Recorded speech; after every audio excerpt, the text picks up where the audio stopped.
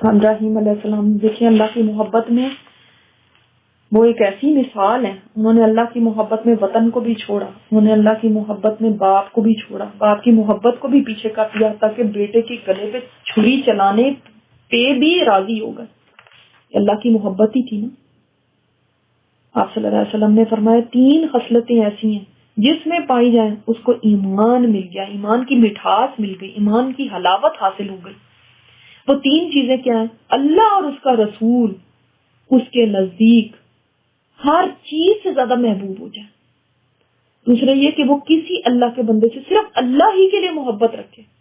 تیسرا یہ کہ کفر اور شرک اس کو آگ میں ڈالے جانے کے برابر محسوس ہو. کفر کرنا میرے لیے ایسے ہے, تب اس کو سویٹنس آف ایمان مل جائے گی. کب ملے گی اس کو سویٹنس آف ایمان؟ اور آپ صلی اللہ علیہ وسلم نے فرمایا کوئی آدمی تو اس وقت تک مومن ہی نہیں ہو سکتا جب تک کہ میں اس کو, اس کے باپ, اس کی اولاد اور دنیا کے تمام لوگوں سے زیادہ محبوب نہ ہو جاؤں. کیا واقعی محبوب ہیں وہ؟ اب زبانی بولنے میں تو لگتا ہے کہ سارے ہی کہیں گے ہاں محبوب ہے, لیکن پھر آگے عملی ثبوت دو. جہاد فی سبیل اللہ کتنا ہے تمہاری زندگی میں؟ وہاں پہ پھر خاموشی ہے. اور آپ صلی اللہ علیہ وسلم نے فرمایا جس نے کسی سے دوستی کی تو اللہ کے لیے کی, اور دشمنی کی تو اللہ کے لیے کی. مال خرچ کیا تو اللہ کے لیے کیا, کسی جگہ پہ مال خرچ کرنے سے رکا تو اللہ کے لیے رکا. اس نے اپنا ایمان مکمل کر لیا. یہ ہے ایمان اللہ پر, اس کا ایمان مکمل ہوتا ہے. تو ایمان کی تکمیل اس چیز پہ ڈیپینڈ کرتی ہے کہ آپ صلی اللہ علیہ وسلم کی محبت ساری محبتوں پہ غالب آ جائے, اور انسان کی دوستی, دشمنی, دینا لینا سب اللہ کی خاطر ہو جائے. یہ آیت تو بہت سخت ہے اس لحاظ سے کہ پھر ظاہر ہے صحابہ نے تو پھر اس کے اوپر چل کے بھی دکھایا تھا. حضرت عبیدہ بن جراح نے, میں نے آپ کو بتایا تھا, جنگ بدر میں اپنے باپ کو اپنے ہاتھ سے قتل کر دیا تھا. اللہ اور اس کے رسول کی محبت زیادہ تھی. آپ صلی اللہ علیہ وسلم کے پاس ایک دفعہ حضرت ابوبکر صدیق آئے, ہم نے یہ بات بتائی کہ ان کے باپ نے, ابو قحافہ نے آپ صلی اللہ علیہ وسلم کو گالی دی, تو ابوبکر صدیق رضی اللہ تعالیٰ عنہ نے ابو قحافہ کو اس زور سے تھپڑ مارا کہ وہ گر پڑے. تو آپ صلی اللہ علیہ وسلم کے پاس جب یہ ذکر آیا نا کہ ایسے انہوں نے پوچھا کہ مطلب میں اللہ کی قسم اگر میرے پاس تلوار بھی ہوتی تو میں قتل کر دیتا. تو کہا جاتا ہے کہ کبھی آیت نازل ہوئی, اور یہ آیت یہ بھی کہا جاتا ہے کہ ابو عبیدہ بن جراح کی شان میں نازل ہوئی, اور یہ بھی کہ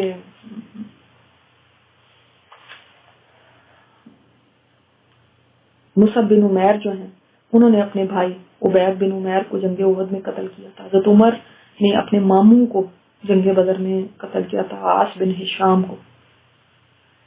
تو رشتہ داریاں انہوں نے پیچھے کر دی تھی, اور اللہ اور اس کے رسول اور جہاد کی محبت اس سے آگے کر دی تھی.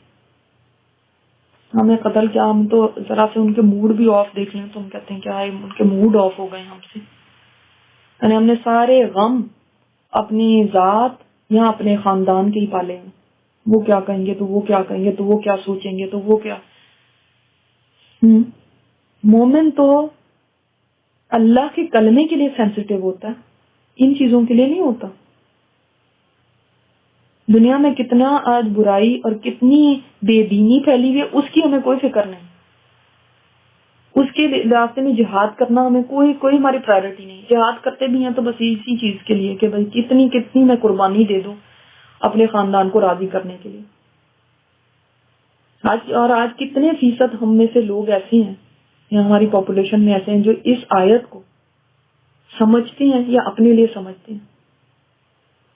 ٹھیک ہے, مسجدوں میں جانے کو یا عبادت کرنے کے لیے مطلب لوگ پھر بھی اس کو سمجھتے ہیں کہ کوئی نیکی ہے یا کوئی ایک اچھا کام ہے, مگر اللہ اور اس کے رسول سے سب سے بڑھ کر محبت ہو جانا, اور اتنی محبت کہ ہر ایک کی محبت سے اوپر ہو جانا, اور پھر جہاد فی سبیل یہ سب سے اوپر ہو جانا, یہ کہاں تک کس کو پتا ہے. اور صحابہ نے تو دیکھیں پھر اپنے گھر بھی چھوڑے تھے, اس جہاد میں کہ کہاں کہاں تک اللہ کے کلمے کو بلند کرنے کے لیے دنیا میں پھیل گئے تھے.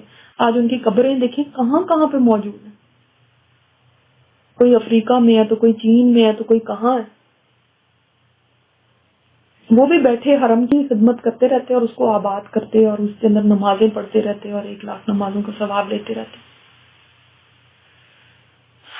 اللہ لا یہدی القوم الفاسقین. اللہ تعالیٰ فاسق قوم کو ہدایت نہیں دیتا. فاسق کون ہے؟ جو حدیں توڑتا ہے. جذبہ محبت کو بھی حد سے نکال دے. جو فسق ہوتا ہے نا حد توڑنا، یہاں پہ کون سی حد توڑی ہے؟ محبت کی حد. محبت بھی ایک لمٹ میں ہونی چاہیے. جہاں اللہ رسول کی محبت کی بات آ جائے، جہاد فی سبیل اللہ کی محبت کی بات آ جائے، وہاں یہ فرسٹ پرائرٹی بن جائے، باقی ساری محبتیں پیچھے رہ جائیں. اسلام ان محبتوں کو ختم کرنے نہیں آیا، بلکہ پرائرٹائز کرنا ہے کس چیز کو پہلے آنا ہے اور کس کو بعد میں آنا ہے، یہ بتانے آیا. اب اگلا جو رکوع شروع ہو رہا ہے، جیسے میں نے آپ کو بتایا تھا کہ جو پہلا رکوع اور یہ 4th اور 5th رکوعات یہ 9th ہجری ذی قعدہ کے بعد نازل ہوئے تھے. میں نے آپ کو بتایا تھا نا 2nd اور 3rd رکوع کب نازل ہوا تھا؟ فتح مکہ سے پہلے. تو یہ بات ذہن میں رکھنی ضروری ہے. میں نے پوری آپ کو پیچھے بیک گراؤنڈ بھی بتائی تھی، کب فتح مکہ ہوا، 9th ہجری میں کیا ہوا، 10th میں کیا ہوا. ٹھیک ہے، تو آپ کو پتا فتح مکہ سے پہلے کیا کیا گیا؟ ابھارا گیا جہاد کے لیے بھی. آگے جانا ہے، اللہ کے راستے میں نکلنا ہے. یہ محبتیں تمہارے پیروں کی بیڑیاں نہ بنے. ڈیسائیڈ کر لو تمہیں کون پیارا ہے زیادہ. اور جو 9th ہجری ذی قعدہ کے بعد کب نازل ہوئی تھی؟ جب حضرت علی گئے تھے اور انہوں نے جا کے اعلان کیا تھا حج کے مجمع میں. اور تو 1st رکوع and 4th and 5th رکوعات 9th ہجری ذی قعدہ کے بعد. 1st رکوع پہلے کیوں آ گیا؟ یہ ایسے ہی جیسے کسی بھی جگہ پہ آپ دیکھیں نا ایک ہیڈ لائنز ہوتی ہیں، تو ہیڈ لائن کے طور پہ کہ برات ہے ان لوگوں سے، جن لوگوں سے وہ ساری چیز آیتیں آ گئی ان کے ساتھ برات کی بات ہوگی. 2nd 3rd رکوع آپ کو ذہن میں ہونا چاہیے. میں نے آپ کو بتایا تھا اس صورت میں اسباب نزول کون سی کب نازل ہوئی، یہ سب آپ کو بہت اچھی طرح بتانا چاہیے، ادروائز آپ لاسٹ ہو جائیں گے نا آیات میں کہ کیا بات چل رہی ہے. تو اب یہ یعنی مکہ فتح ہو چکا ہے، یہ اس کے بعد کی ہے. اللہ تعالیٰ فرماتے ہیں لقد نصرکم اللہ فی مواطن کثیرہ، البتہ تحقیق مدد کی تمہاری اللہ نے بہت سے مواقع پر. بہت سے مواقع پر یعنی کیسے؟ بدر میں بھی اللہ تعالیٰ کی مدد آئی، پھر اس کے بعد آپ دیکھیں احد میں اللہ کی مدد آئی، جنگ خندق میں اللہ کی مدد آئی، فتح مکہ میں اللہ کی مدد آئی. لیکن یہاں پہ خاص طور پہ کہا گیا وَيَوْمَ حُنَيْن، اور حنین کے دن اللہ نے جو تمہاری مدد کی. اب اس کا تھوڑا سا جنگ حنین کا آپ کو بتا دیتی ہوں، اور خاص طور پہ اس کا بھی ذکر کیوں آیا وہ بھی دیکھ لیتے ہیں. ایک تو بات یہ ہے کہ جنگ حنین جو تھی یا غزوہ حنین جو تھا، اس میں بہت سے واقعات اور حالات جو تھے نا وہ ان ایکسپیکٹڈ بھی ظاہر ہوئے، جن میں غور کرنے سے انسان کے ایمان میں قوت آتی ہے، عمل میں ہمت پیدا ہوتی ہے. پہلے تو حنین جو ہے یہ مکہ اور طائف کے درمیان ایک مقام ہے. مکہ سے تقریباً 10 میل سے کچھ زیادہ فاصلے پہ ہے. اب رمضان 8 ہجری میں جب مکہ فتح ہو گیا تو اس کے بعد کیا ہوا؟ قریش مکہ نے آپ صلی اللہ علیہ وسلم کے سامنے تو ہتھیار ڈال دیے. تو عرب کا ایک بہت بڑا مشہور بہادر جنگجو اور مالدار قبیلہ تھا حوازن، یہ واو الف زے نون، جس کی ایک برانچ تھی طائف کے رہنے والے بنو ثقیف.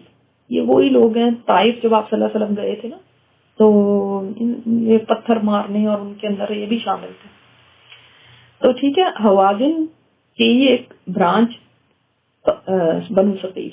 اب ان میں ہلچل مچ گئی.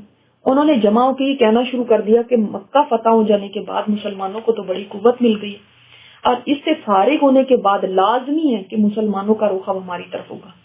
اس لیے کیا کرو، ان کے حملہ آور ہونے سے پہلے ہم خود ہی ان پہ حملہ کر دیتے.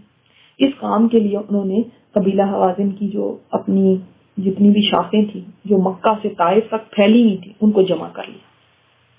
اس قبیلے کے سارے چھوٹے بڑے سب افراد جمع ہو گئے جن کی تعداد سوائے چند تھوڑے لوگوں کے سارے جمع ہو گئے. جو تھوڑے سے لوگ تھے جو نہیں آ سکے، جو چھوٹے تھے یا بوڑھے ہوں گے، 100 سے بھی کم ہوں گے.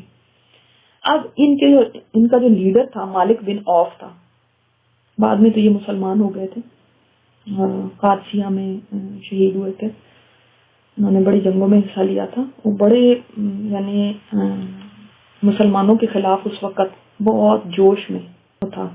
تو قبیلے کی اکثریت نے انہی کی رائے سے اتفاق کیا کہ جنگ کی تیاریاں شروع کر دی جائیں، اور اس قبیلے کے ساروں نے ایگری کیا ان کے اوپر، سوائے 2 سب ٹرائبس تھے، بنو کعب اور بنو کلاب. جیسے قریش کے اندر بنو ہاشم ہے اور ہے نا، اس طرح سے دیکھیں ایک ٹرائب بڑی ہوتی ہے، اس کی سب ٹرائب یعنی اس کے اندر شاخیں ہوتی ہیں. تو بنو کعب اور بنو کلاب جو تھے نا، وہ صرف حوازن میں سے انہوں نے کہا کہ نہیں، ہم نہیں اس چیز کو سمجھتے. ان میں کچھ سمجھداری تھی. انہوں نے کہا کہ اگر مشرق سے مغرب تک ساری دنیا بھی محمد صلی اللہ علیہ وسلم کے خلاف ہو جائے گی تو بھی اللہ تعالیٰ ان کو سب پہ غالب کر دے گا.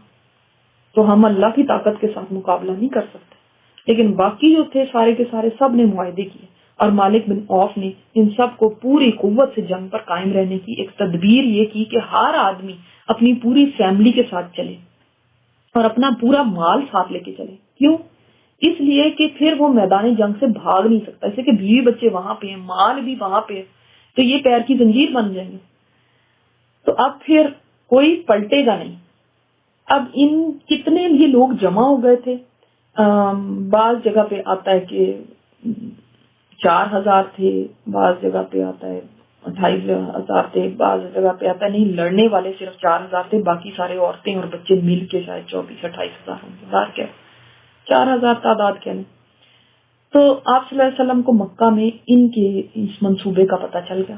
آپ نے ان کے مقابلے میں جانے کی تیاری شروع کر دی، اور مکہ پہ عتاب بن اسید کو امیر بنایا، اور معاذ بن جبل کو ان کے ساتھ لوگوں کو اسلامی تعلیمات سکھانے کے لیے چھوڑا.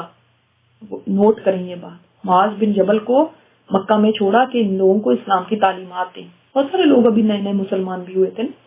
اور قریش مکہ سے اسلحہ اور سامان جنگ ادھار مانگا. آپ دیکھیں ابھی مکہ میں سب لوگ مسلمان نہیں ہوئے، یہ یاد رکھیں.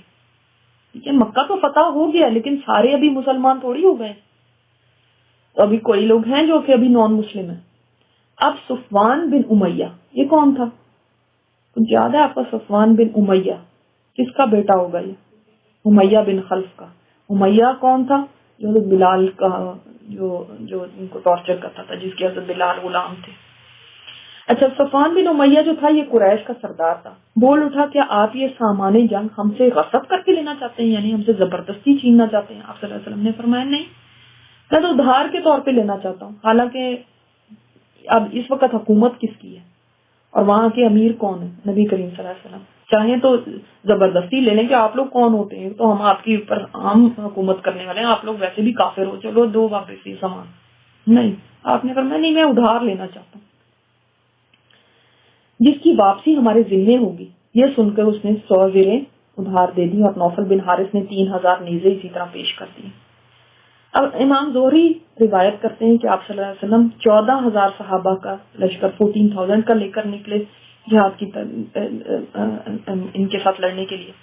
اور بعض جگہ پہ یہ بھی آتا ہے کہ 12,000 کا تھا. 10,000 تو وہی تھے جو مکہ کے اوپر چڑھائی کے لیے آئے تھے، اور 2,000 مکہ میں سے جو مسلمان ہوئے تھے وہ ساتھ ہو گئے تھے. اس روایت میں 14,000 کا فگر ہے. باہر کیا اس میں یہ کہا جاتا ہے کہ 2,000 وہ مسلمان تھے جو مکہ اور اطراف مکہ کے لوگوں میں سے بوقت فتح مسلمان ہو گئے تھے. جب مکہ فتح ہوا تھا تو اس وقت یہ لوگ مسلمان ہو گئے تھے. شوال میں 6 شوال کو ہفتے کے دن آپ صلی اللہ علیہ وسلم اس غزوہ کے لیے نکلے، اور فرمایا کل انشاءاللہ ہمارا قیام خیف بن کنانہ کے اس مقام پر ہوگا جہاں جمع ہو کے قریش مکہ نے مسلمانوں کے خلاف کانٹریکٹ کیا تھا بائیکاٹ کا. اچھا، اب یہ سارے پورا لشکر جہاد کے لیے نکلا. ان کے ساتھ مکہ کے بے شمار لوگ، مرد اور عورتیں تماشائی بن کے بھی نکلے، جن کے دلوں میں یہ بات تھی کہ اگر اس موقع پہ مسلمان شکست کھا گئے تو ہمیں بھی اپنا انتقام لینے کا موقع مل جائے گا، اور اگر یہ کامیاب ہو گئے تو بھی ہمارا کیا نقصان ہے. اب اسی قسم کے لوگوں میں ایک آدمی تھا شیبہ بن عثمان، جنہوں نے بعد میں مسلمانوں کے اپنا واقعہ بیان کیا کہ غزوہ بدر میں میرا باپ حضرت حمزہ کے ہاتھوں اور میرا چچا حضرت علی کے ہاتھوں مارا گیا، اور اس کا جوش انتقام اور اتنا غصہ میرے دل میں تھا، میں اس موقع کو غنیمت جان کے مسلمانوں کے ساتھ ہو لیا. غیر مسلم بھی مسلمانوں کے ساتھ چل پڑتے کیونکہ ظاہر اب حکومت تو مسلمانوں کی تھی نا مکہ میں. میں ساتھ چل پڑا کہ کہیں موقع پاؤں تو آپ صلی اللہ علیہ وسلم پر حملہ کر دوں. میں ان کے ساتھ ہو کر ہر وقت موقع کی تلاش میں رہا، یہاں تک کہ اس جہاد کے ابتدائی وقت میں جب کچھ مسلمانوں کے پاؤں اکھڑے اور وہ بھاگنے لگے، ابھی میں اس کی ڈیٹیل آپ کو بتاؤں گی، تو میں موقع پا کر آپ صلی اللہ علیہ وسلم کے قریب پہنچا، مگر دیکھا کہ دائیں طرف حضرت عباس آپ کی حفاظت کر رہے ہیں، آپ کے چچا، اور بائیں طرف ابو سفیان سمجھ رہے ہیں نا، ابو سفیان بن حارث کون ہے؟ کوئی جو بدر میں قافلہ لے کے جا رہے تھے، اب مسلمان ہو گئے ہیں فتح مکہ کے بعد. اس لیے میں پیچھے کی طرف پہنچ کر ارادہ ہی کر رہا تھا کہ ایک ہی دربہ تلوار سے آپ پر حملہ کروں کہ ایک دم آپ کی نظر مجھ پر پڑی اور آپ نے مجھے آواز دی، شیبہ یہاں آؤ. اپنے قریب بلا کر اپنا دستے مبارک یعنی اپنا ہاتھ میرے سینے پہ رکھ دیا اور دعا کی، یا اللہ اسے شیطان کو دور کر دے. اب جو میں نظر اٹھاتا ہوں تو آپ صلی اللہ علیہ وسلم میرے دل میں اپنی آنکھ، اپنی کان، اپنی جان سے بھی زیادہ مجھے محبوب ہو جاتے ہیں. آپ صلی اللہ علیہ وسلم نے مجھے حکم دیا، جاؤ کافروں کا مقابلہ کرو. اب تو میرا یہ حال تھا کہ میں اپنی جان آپ پہ قربان کر دوں، اور بڑے بے جگری کے ساتھ دشمن کا مقابلہ کیا. جب آپ صلی اللہ علیہ وسلم اس جہاد سے واپس آئے تو میں خدمت میں حاضر ہوا. آپ نے میرے دل کے تمام خیالات کی نشاندہی کر دی کہ تم مکہ سے اس نیت سے چلے تھے نا، اور میرے گرد میرے قتل کرنے کے لیے گھوم رہے تھے، مگر اللہ کا ارادہ تم سے نیک کام لینے کا تھا جو ہو کے رہا. تو یہ ان کا واقعہ ہے. اور اسی طرح اسی سفر میں وہ والا واقعہ بھی آتا ہے جو آپ سب نے مشہور واقعہ سنا ہوگا ابو بردہ بن نیار کا، کہ جب اوتاس کے مقام پہ آپ صلی اللہ علیہ وسلم ایک درخت کے نیچے آرام کر رہے تھے اور ایک آدمی آیا اور اس نے آپ کی تلوار لے کے آپ صلی اللہ علیہ وسلم کے ساتھ پہ کھڑا ہوا کہنے لگا، اے محمد اب بتاؤ تمہیں کون میرے ہاتھ سے بچا سکتا ہے؟ تو آپ صلی اللہ علیہ وسلم نے فرمایا اللہ. یہ سن کے اس کے ہاتھ سے تلوار گر گئی، اور پھر آپ صلی اللہ علیہ وسلم نے تلوار اٹھا لی اور آپ نے اسے پوچھا کہ آپ بتاؤ تمہیں میرے ہاتھ سے کون بچائے گا؟ پھر آپ نے اس کو معاف کر دیا تھا اور وہ مسلمان ہو گیا تھا. اللہ اکبر. اور تو یہ حنین جو تھی اس کی لڑائی، مقام حنین پہ پہنچ کے جب اب مسلمان چل پڑے، اب مسلمانوں نے کہا کہ ہم پہلے چلے جاتے ہیں، اور پہلے ہم جب پتہ چل گیا تھا، جاسوس نے بتا دیا تھا کہ وہ اس طرح سے تیاری کر کے آ رہے ہیں. مقام حنین پہ پہنچ کے مسلمانوں نے پڑاؤ ڈالا، یعنی وہاں پہ ٹھہرے. تو سہیل بن حنزلہ رضی اللہ تعالیٰ عنہ آپ صلی اللہ علیہ وسلم کی خدمت میں خبر لے کے حاضر ہوئے کہ گھڑ سوار آدمی ابھی دشمن کی طرف سے آیا ہے، اور وہ بتا رہا ہے کہ قبیلہ حوازن پورا کا پورا ماں اپنے سامان کی یعنی اپنے سامان کے ساتھ مقابلے پہ آ گیا. آپ صلی اللہ علیہ وسلم نے یہ سن کے مسکرائے اور فرمایا پرواہ نہ کرو، یہ سارا سامان مسلمانوں کے لیے مال غنیمت بن کے ہاتھ آئے گا. اس جگہ ٹھہر کے آپ صلی اللہ علیہ وسلم نے حضرت عبداللہ بن حلاد کو جاسوس بنا کے بھیجا کہ دشمن کے حالات کا پتہ چلائیں. وہ ان کی قوم میں جا کر 2 دن رہے، سب حالات دیکھتے سنتے رہے. ان کے لیڈر، ان کے کمانڈر مالک بن عوف کو دیکھا کہ وہ اپنے لوگوں سے کہہ رہا کہ محمد صلی اللہ علیہ وسلم، یہ میں آپ کو اس لیے ساری سٹوری پہلے بتا رہی ہوں کہ ابھی ہم آیتیں پڑھیں گے نا تو آپ کو بہت ہی آسانی سے ساری سمجھ آ جائیں گی کہ وہ اپنے لوگوں سے کہہ رہا ہے، کمانڈر جو مالک بن عوف ہے، حوازن کا جو امیر ہے اور جس نے یہ سجیشن دی تھی کہ ہمیں بس لڑنا ان سے، تو اس نے کہا کہ محمد صلی اللہ علیہ وسلم کو اب تک کسی بہادر اور تجربہ کار قوم سے سابقہ نہیں پڑا، یعنی اس سے ان کی لڑائی نہیں ہوئی، اس کو انہوں نے فیس نہیں کیا. مکہ کے بھولے بھالے قریشیوں کا مقابلہ کر کے یہ اپنے آپ کو بہت بڑی طاقت سمجھ رہے ہیں. اب ان کو پتا چلے گا.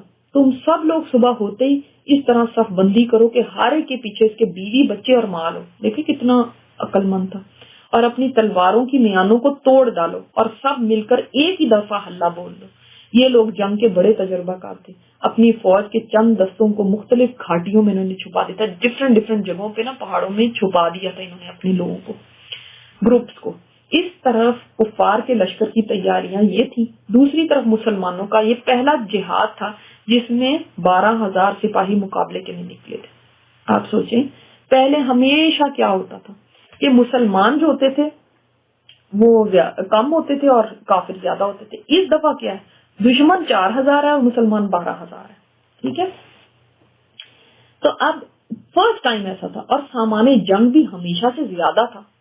یہ لوگ بدر اور احد کے میدانوں میں یہ دیکھ چکے تھے کہ صرف 313 بے سامان لوگوں نے ایک اتنے بڑے لشکر پہ فتح پائی۔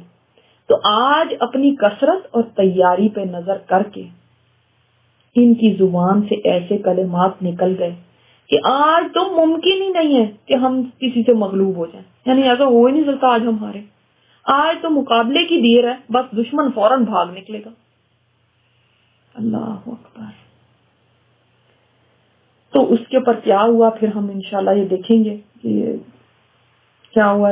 اللہ تعالیٰ کو یہ بات نہیں پسند آئی، اور اللہ تعالیٰ نہیں یہ پسند کرتے ہیں کسی کو اپنی طاقت پہ بھروسہ ہو۔ تو ہوا کیا کہ جب قبیلہ حوازن نے ایک ہی دفعہ مل کے حملہ کیا، اور جو گھاٹیوں میں چھپے ہوئے تھے ان کے لوگ، انہوں نے چاروں طرف سے گھیرا ڈال دیا، اور گرد و غبار ایسی تھی کہ دن لگ رہا تھا کہ رات ہو گئی ہے، اور صحابہ کے پاؤں اکھڑ گئے، بھاگنے لگے۔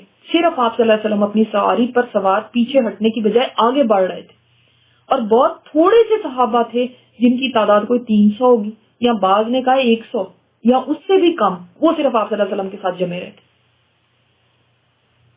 اور یہ بھی کیا چاہتے تھے کہ آپ آگے نہ بڑھیں، کیوں آگے جا رہے ہیں؟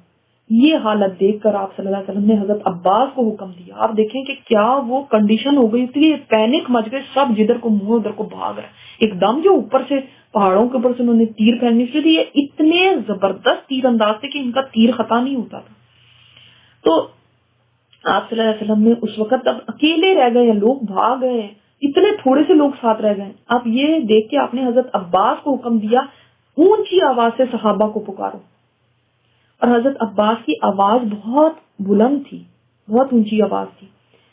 تو فرمایا ان کو پکارو کہ وہ لوگ کہاں ہیں جنہوں نے شجرہ کے نیچے جہاد کی بیعت کی تھی۔ شجرہ کے نیچے کون سی؟ ہاں اب انشاءاللہ سورہ فتح میں پڑھیں گے، یہ صلح حدیبیہ کے وقت جنہوں نے درخت کے نیچے بیعت رضوان جس کو کہتے ہیں، یہ بیعت کی تھی آپ صلی اللہ علیہ وسلم کے ہاتھ پہ۔ اور سورہ بقرہ والے کہاں ہیں، اور وہ انصار کہاں ہیں جنہوں نے جان کی بازی لگانے کا عہد کیا تھا؟ سب واپس آئیں، سب رسول اللہ صلی اللہ علیہ وسلم کے پاس واپس آئیں۔ اب حضرت عباس رضی اللہ تعالیٰ عنہ کی آواز جو ہے نا بجلی کی طرح کام کیا اس نے، کہ ایک دم سارے جو بھاگنے والے تھے وہ واپس پلٹے اور اتنی دلیری کے ساتھ لوٹ کے واپس آئے۔ اسی نے اللہ تعالیٰ نے فرشتوں کی بھی مدد بھیجی، اور یہ جو حوازن کے جو کمانڈر تھا مالک بن عوف اپنے اہل و عیال اور سب مال کو چھوڑ کے بھاگ گیا، اور طائف میں قلعے میں جا کے چھپ گیا۔ پھر باقی ساری قوم بھی پیچھے بھاگ گئی، ان کے 70 سردار مارے گئے، بعض ان کے مال جو تھے چھوڑ کے چلے گئے، اور مسلمانوں کے قبضے میں ان کے 6,000 جنگی قیدی آئے، 24,000 اونٹ آئے، 40,000 بکریاں آئیں، 4,000 اوقیا چاندی ہاتھ آئی۔ اوقیا ایک پیمانہ ہوتا ہے، تو اتنی چاندی ان کے مسلمانوں کے ہاتھ میں آئی۔ لیکن ایک وقت وہ بھی آ گیا تھا، اور کہ ایک مشرک کا بیان ہے کہ حنین والے دن جب ہم مسلمانوں سے لڑنے لگے، ایک بکری کا دودھ نکالا جائے، اتنی دیر بھی ہم نے ان کو اپنے سامنے جمنے نہیں دیا، فوراً وہ بھاگ کھڑے ہوئے، ہم نے ان کا پیچھا شروع کر دیا، یہاں تک کہ ہمیں ایک صاحب سفید خچر پہ سوار نظر آئے۔ ہم نے دیکھا کہ خوبصورت نورانی چہرے والے کچھ لوگ ان کے ارد گرد ہیں، ان کی زبان سے نکلا کہ تمہارے چہرے بگڑ جائیں، واپس لوٹ جاؤ۔ بس یہ کہنا تھا کہ ہمیں شکست ہوگی، یہاں تک کہ مسلمان ہمارے کندھوں پہ سوار ہوگا۔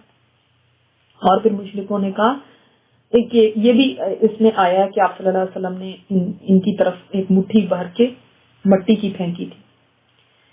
حضرت ابن مسعود فرماتے ہیں کہ آج کے ساتھ صرف 80 مہاجر اور انصار رہ گئے تھے۔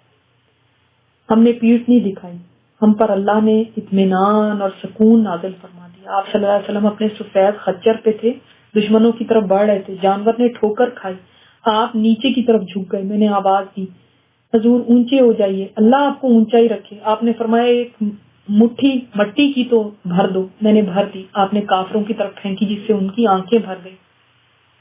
پھر فرمایا کہاں ہے مہاجر اور انصار؟ میں نے کہا یہی ہے۔ فرمایا نے آواز دو، میری آواز دینا تھا کہ تلواریں سونتے ہوئے لپک لپک کے آ گئے۔